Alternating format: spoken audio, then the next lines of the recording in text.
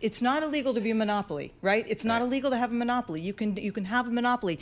That's part of what this is about. But the main thing this was about is its conduct. So if its conduct is unreasonably exclusionary as a monopolist, that can be illegal. And that's what the judge found. Because essentially Google pays pretty much everybody, Apple, Mozilla, the wireless providers, the OEMs like Samsung that make the phones, to set Google search as the default search engine, sort of behind those browsers, behind Siri. And what that did is it blocked out all the rivals. And the important thing about blocking out rivals like Bing or DuckDuckGo is that you need scale to be a good search engine. And what that did is it deprived them of the scale to be a good search engine, and that's part of the harm here. So what happens? No, go ahead. No, so that's what the judge decided. So what happens from here?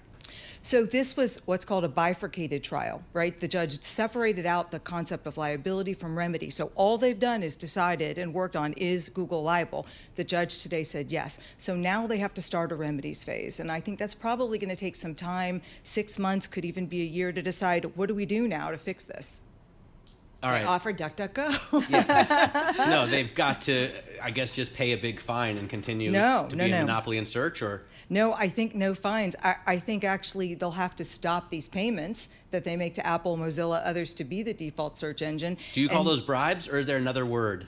Why, the judge might think of them as bribes. Google certainly doesn't. But it's probably going to have to stop those payments, which honestly is going to probably hurt Apple more than it'll hurt Google, because we're talking $20 billion a year. Wow. So it's a lot. They rely on those kickbacks. Yeah, probably do. So, they're going to have to come up with a new plan too. As consumers, are we going to then have kind of a menu of options to decide who our search? It's possible, yes. Okay. So that's what's happened in Europe. It's called a choice screen. So if somebody buys a new Android phone and they open it up for the first time, they can pick what they want to have as their default search engine. I feel like I already have that now, but of course I just pick Google like everyone else. Well, that's what I was going to say. I mean, if it's actually great for consumers in terms of ease or use, is that, I don't know.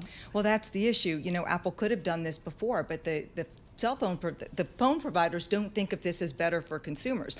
They said, we just want to give the consumers the best option, which is Google, and we don't want to complicate things. We want them to open a phone and have it work really well. And just go, right? And just go. So they don't really want to do this, but the judge could order that, at least for Android phones, because Google owns Android. Can't do any ordering to Apple because they're not a defendant. But for Android phones, there could be a choice screen. They might have to stop those payments to be the default search engine. They may even have to share some of their data.